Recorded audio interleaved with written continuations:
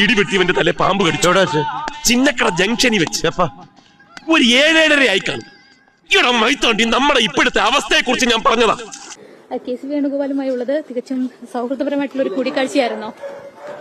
ചെവിക്ക് വല്ല കുഴപ്പമുണ്ടോ? ഇവനേതാ? എന്റെ സുഹൃത്താണ്. ഇവനെ ആദ്യം പിടിച്ച് പുറത്താക്കി.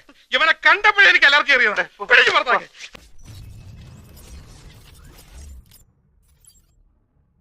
കെ.സി. വേണുഗോപാലുമായി ഉള്ളത് തികച്ചും സൗഹൃദപരമായിട്ടുള്ള ഒരു കൂടിക്കാഴ്ചയായിരുന്നോ?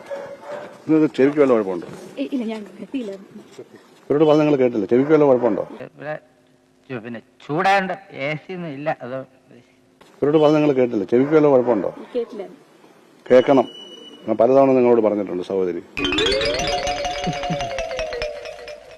കേൾക്കണം. ഞാൻ പലതവണ നിങ്ങളോട് പറഞ്ഞിട്ടുണ്ട് സഹോദരി. ഈ ഓവർ സ്മാർട്ട് ആവല്ലേ.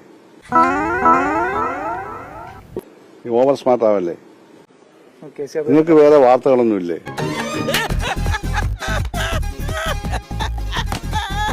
ഞങ്ങൾ എത്രയോ കാലം അസംബ്ലിയിലേക്ക് ഒരുമിച്ചുണ്ടായിരുന്നു. എന്താ പ്രശ്നം?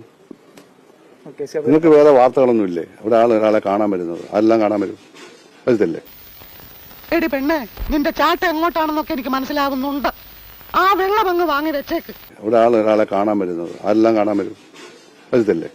അതിന് രാഷ്ട്രീയ ഭേദം വല്ലതും ഉണ്ടോ? ഒന്നുമില്ലല്ലോ. അതാണ് ചോദിച്ചത്. എല്ലാം പറഞ്ഞു കേട്ടതിന് ശേഷം പിന്നെയും ചോദിക്കാൻ എന്തിനാ? നിനക്ക് അഹങ്കാരം വളരെ കൂടുതലാണ്. അയ്യോ, ഞാൻ ഒരു പാവല്ല. അല്ല,